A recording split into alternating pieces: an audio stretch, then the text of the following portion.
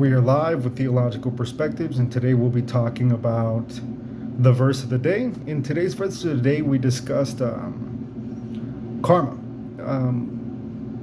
and the basic perspective a lot of people have. You know, you hear that word tossed around a lot by Christians and non-Christians alike, and this message is, towards the brethren.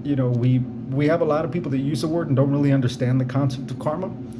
In Buddhism, there's three types of karma. So there's karma in relation to past life sins or past life, bad stuff that you've done that you need to pay off in this life and your future lives. And then there's karma in relation to this life and the bad things we do here. And then there's good karma.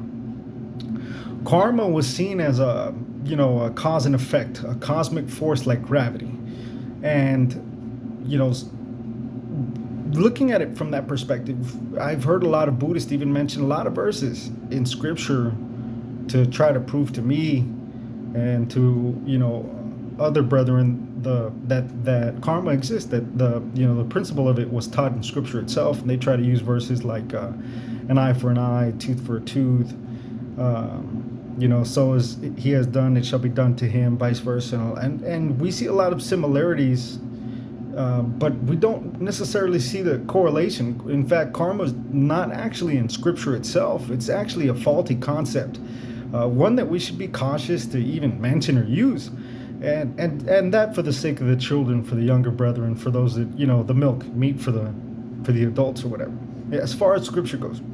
So keeping that in mind, that principle, though, that underlying principle you would assume was there, but you see in scripture that it was not really so. A lot of people really didn't pay for what they did immediately, and it seemed like the wicked always prospered. We see time and time again a lot of prophets had talked about how the wicked prosper and all that. We see that in Proverbs and Psalms. We see Jeremiah cry out to the Lord, and we posted a lot of verses that you guys can reference if you want to go check out our page at Theological Perspectives on Facebook if you'd like the link. If not, that's fine. We can go ahead and send you an SMS message, and we send out the daily verse of the day. If you want to subscribe to that, go ahead and give us send us an email. Of course, that's free of charge.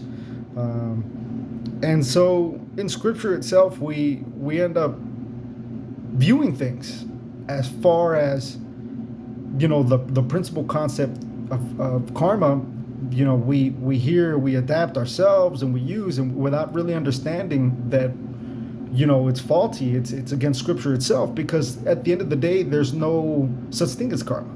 In fact, God is the ultimate one that judges us, that issues the punishment, that decides to punish then and there or not. And there's no after this life, and then there's a life after that, and life after that, and life after that. Like the Buddhists believe that, you keep paying back your karma and you release all your attachments and all that to this world, and then you reach the state of nirvana, which is you pretty much cease to exist. You get absorbed into the higher consciousness or whatever. And in scripture does not surely teach that at all. And so we don't really have that principle, of ethics per se in scripture. It's not underlying. It's not something that's actually taught in scripture. It's far from scripture itself. We see Solomon, who himself had said that, he had seen what the wicked receive what the righteous should, and the righteous receive what the wicked do.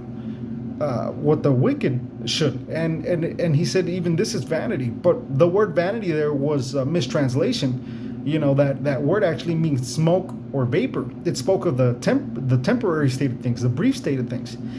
Think about that for a second. It was just temporary. He was talking about that temporary. And so there's an indication, because at the end of Solomon in Lamentations, he had spoke about how there would eventually be an end, and that he all the wisdom and everything he ever had, at the end, he's the most that wisest man. His words at the end of that long chapter of talking about the pointlessness of things and riches and everything he ever had, he had said to love God, to find peace, enjoy life. Think about that. The wisest man in the world had said that. That's amazing. This man to be given the wisdom of God, the one thing he asked God, and gave it, and that's what he came up with. And there's a contrast into what Jesus had said, because with the eye for an eye, tooth for a tooth, strike for strike verse, and this is in Exodus and Leviticus, and Jesus had said, not so. In fact, somebody strikes you, turn the other cheek. If somebody takes your coat, give them your shirt, blah blah blah, type thing, and he had talked about how a concept contrary to it, or so it seems, because at the end of the day, people don't realize that Jesus was the ultimate embodiment. In the beginning was the Word, and the Word was with God, and the Word was God, and the Word became flesh and dwelt amongst us. And here was Jesus, the embodiment of Scripture itself, the full intention, the full fulfillment of Scripture itself. Think about that for a second, and reflect on what he had said, and then read First and Second Corinthians. There's a verse in there, and it's an amazing verse. It talks about how we would have to answer for what we have did. That in the end, we will be held accountable to God, and have to appear before Christ to be judged for the good and bad things that we've done, and vice versa. So outside of that, there wasn't karma sitting on the throne. It was God. In a different verse, Peter himself had spoken about this, and so we see a lot, that repetition, how the wicked sometimes seem to prosper, sometimes seem like everything's fine, they're always having fun. We see it today. People that are wicked, that don't believe, are prospering, have all this and that, the other, and you don't, and we don't, as brethren. But see, that's the thing, though, is that God is giving us what we have for not for us to be envious. And there's so many verses in here, surprisingly enough, that talk about not being envious of the wicked, of what they have, because it's like Solomon said, it's only temporary. It's brief. Remember that, because a lot of people are tempted to live like they do. Like, why not? They don't get punished. They do this. They get away with that. Look at the people in Hollywood and the pedal rings and all that. But nobody really sees the concept of the fact that God is always watching, that there will be a reckoning. Maybe not now, but there will be one. Keep that in mind. Remember that God is the ultimate judge. Not karma, not this existential force that's going to pay everybody back on the spot. They're going to get what they got coming there and then. They may not in this life. You may not get to see the wrongs that somebody committed to you done to them. Like karma, karma's blah, blah, blah, No, just pray. Because ultimately your God, our God, is our avenger. Our God is the one that stands on the throne. And we will have to answer to him. So with that said, ground yourself in your faith. Don't be envious of the wicked. Be content with what you have. A famous verse, not verse, a quote that I'm really in love with, and I've always said, I forget who stated it. He said, peace and happiness is not found in the absence of enmity being adversity, something against you or things against your circumstance or what you want. Peace and happiness are found